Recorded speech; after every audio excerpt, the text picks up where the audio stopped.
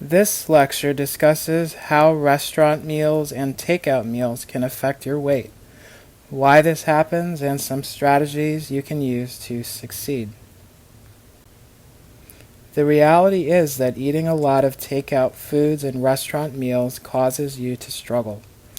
Their impact on your weight is not much different than eating a lot of junk food every day. Your calories go up much too high.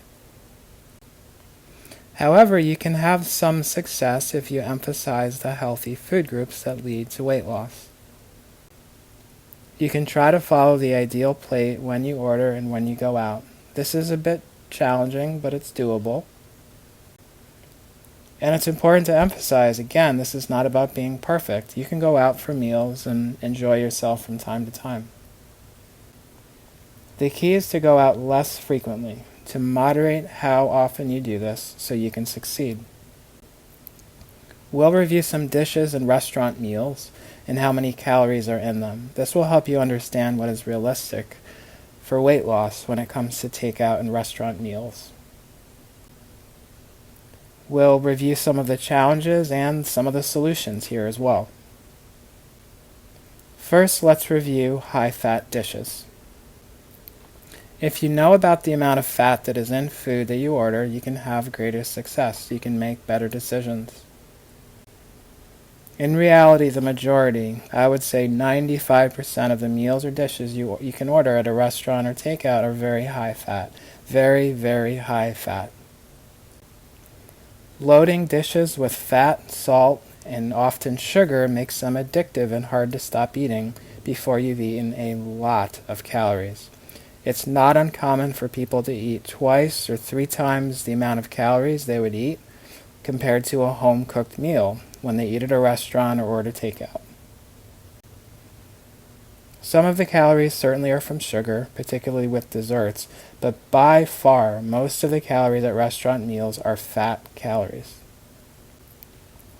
The lecture Dietary Fat and High-Fat Foods reviews these foods in a lot of detail, but we'll review some of that here as well. So let's go into it. The information I'm sharing here was taken from online recipes and from the nutrition information provided on the websites of chain restaurants. So, for example, chicken wings are mostly fat calories from the skin, plus added sugar and fat in the sauce and dipping sauces. In most cases, the fat is probably very high with all of these added things, closer to 60 or 70% fat. When cheese is added to pasta or lots of oil or ground meat like meatballs, a pasta meal becomes a high-fat meal. The high amount of calories, though, is not from the pasta. It's from these other things. Any salad with dressing with added high-fat foods like egg, bacon, or fried crispy toppings, this is going to be a meal that is mostly fat calories. Fried chicken is really frying an already high-fat food, so a very high-fat food soaked in oil. Popular Chinese takeout dishes are very oil-soaked, often fried, plus added sugar. The calories are very high and the fat is very high. Adding cream sauce or a lot of cheese to pasta, even at a fancy restaurant, makes it a very high-fat dish.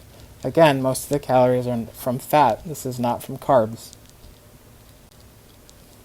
Coconut milk used in a lot of curries in various dishes is 85% fat calories. So a coconut curry or a curry with cream is very high fat. For example, butter chicken or chicken tikka masala is loaded with added fat from cream plus sugar.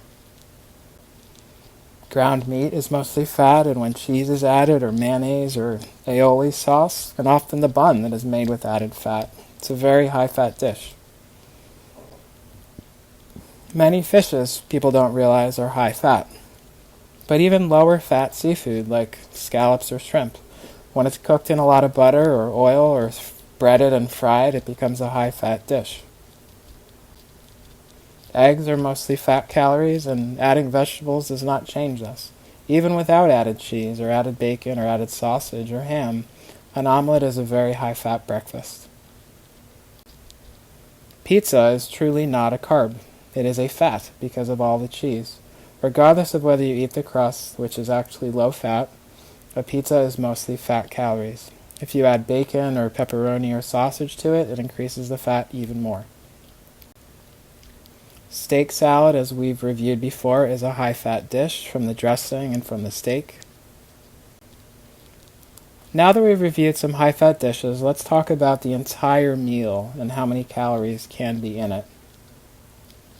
Whole meals, with or without appetizers from takeout and restaurants, are often 2 to 3 times the number of calories that you would otherwise eat with a typical home-cooked meals.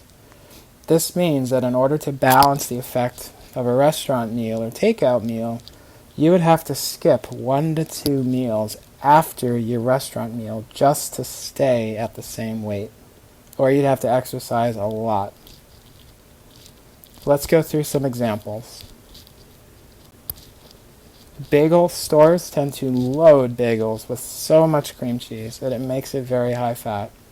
If you add a small bottle of orange juice, you end up with a very high calorie breakfast, almost 1,000 calories. When you order a typical burrito, with lots of cheese and oil, avocado and sour cream, plus fried chips, this is a meal with twice the calories of what you would eat at home. A meal of a burger with fries, with a soda or a beer, this will run you about 1,500 calories, about 3 times what a small meal of healthy foods would be at home. A rotisserie chicken meal, which is a very popular meal, with sides such as macaroni and cheese. It's a very high-calorie meal. A typical Thai curry with coconut milk plus rice in a salad, it's many calories, close to 1,000 or more. A large pizza restaurant meal, for example, 2 pizza slices, 5 chicken wings, and a can of soda, you're looking at 1,500 calories. A restaurant meal that is high fat from a fancy restaurant, for example, cheese-based appetizers like burrata with olive oil, steak on a salad, throw in a glass of wine, and you've got 1,200 calories worth of food. A Chinese food meal, an egg roll, an oil-soaked meat dish, and some rice. Add a soda to that, you're talking about 1,200 to 1,500 calories. A chicken parmesan and a house salad from an Italian restaurant. Because of the breaded, fried chicken cutlet with added cheese on top, this is a lot of calories, about 1,500 calories.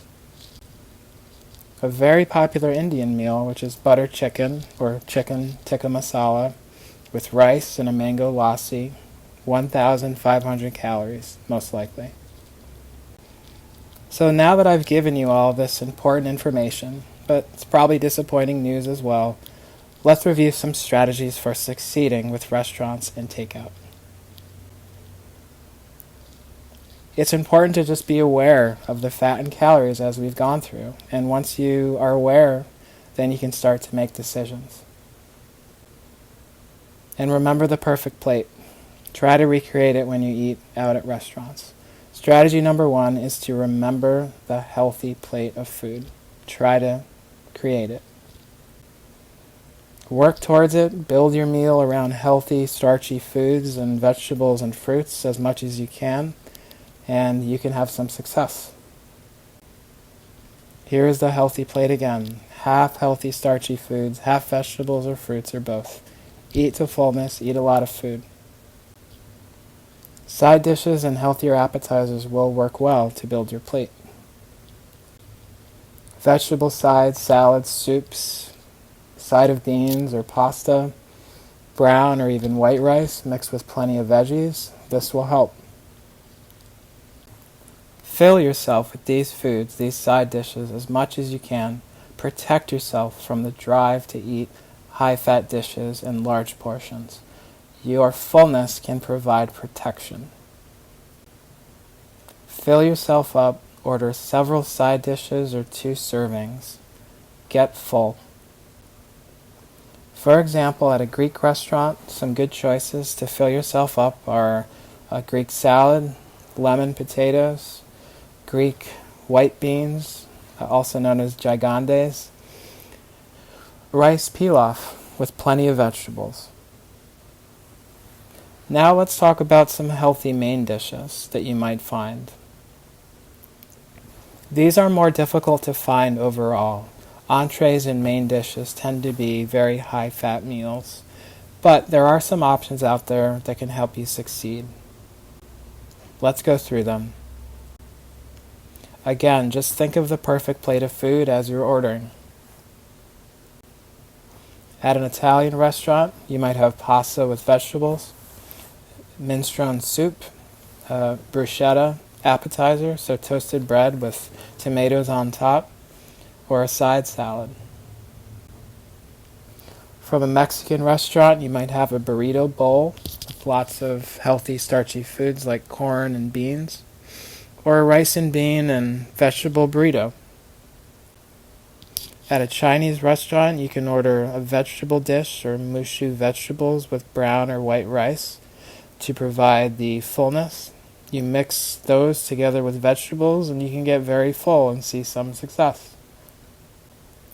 At a Thai restaurant, you can have a papaya or mango salad or a Thai vegetable soup, some jasmine rice with a salad. Small amount of some pad thai with only veggies is also reasonable, although there tends to be a lot of added fat and sugar to pad thai. At a bagel shop, you can get a vegetable wrap or a bagel with veggies with some hummus added or a very light amount of cream cheese to add some flavor. A salad bar is really the ultimate place to succeed if the restaurant has one. Just remember the perfect plate. Load up your plate on vegetables and legumes like kidney beans and chickpeas, corn and roasted carrots and various things. Again, the salad bar is probably the best of all worlds when you dine out, so if you can find one, take advantage. The second strategy for succeeding is eat before you go out. Have a big lunch, get a big, early, healthy meal in your body, and then when you go out, you're protected from overeating. You can tell people, hey, I had a big lunch. Have a light dinner. Strategy number 3 is to focus on healthy appetizers rather than entrees, so you can have a smaller portion of the main meal. Fill yourself with soups and salads. This is an excellent way to start a meal. Start to fill yourself up before you get to the main meal. The final strategy, number 4, is just to avoid alcohol. Alcohol contributes, just like refined sugar and meats, to belly fat. Alcohol also makes you hungrier by lowering your blood sugar a bit. And also because it relaxes your brain a bit, you have less control over your choices. Reducing or avoiding alcohol is a very, very important measure to take.